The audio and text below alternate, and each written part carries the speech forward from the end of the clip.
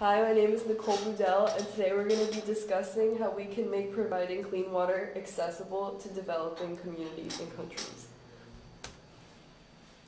So essentially, we know that water contamination is a significant public health issue all over the world. And with chemical engineering, we can make improvements in water treatment to contribute to reducing the global disease burden. By treating water for bacteria, it's necessary to reduce the risk of deadly waterborne diseases. A lot of people around the world have parasites and other ailments due to drinking untreated water. So the overall goals would be to sanitize water, thus making it accessible to people all around the world who don't exactly have giant water treatment plants in their city. So the goal of the chemical engineer is to create a product that can be mass-produced at a low cost, as well as portable, efficient, lightweight, and durable. In this way, we can reduce disease and illness among populations in need.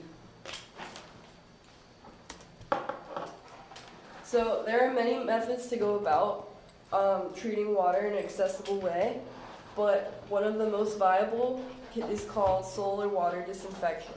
Otherwise known as SODIS or solar disinfection, uses a combination of UV light and solar heat to kill bacteria using only water bottles that have been repurposed that can be either plastic or glass.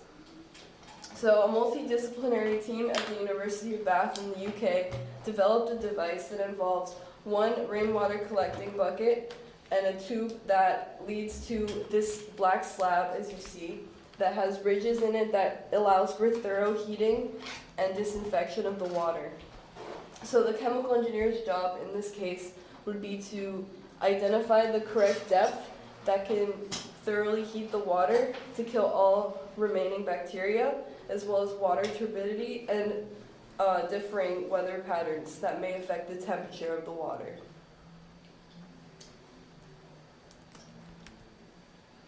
So as a result of this device, we can estimate a cost per unit of being $6.40 and being around 3 kilograms, which can be considered lightweight as well as cost effective.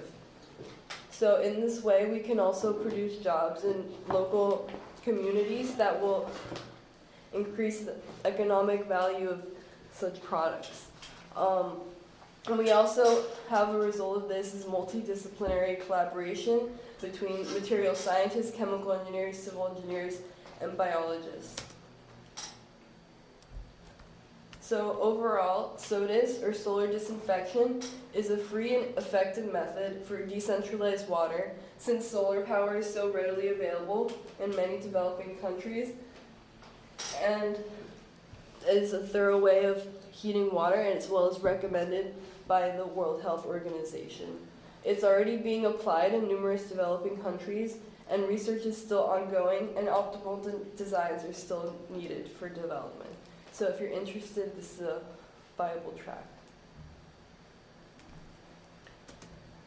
These are my acknowledgements. Thank you. Any questions? Yeah, I know you mentioned the price per unit, but I have no idea about the funding and everything that goes to it. Would this be a reasonably cheap price? With sufficient funds and grants, like from different sponsors, it should be readily available to certain communities. Yeah, I have a question. So, about how soon will this be available to the general public? Again, it's genuinely a matter of funding from who wants to contribute. So, like, sufficient resources for volunteers and materials. It would entirely depend on that. Okay. Does weather have anything to do with the process? Would it slow it down or anything like that? The specific method of solar disinfection does depend on the amount of sunlight that would reach the cell, but there are other different methods that do not depend on the weather that would also be accessible.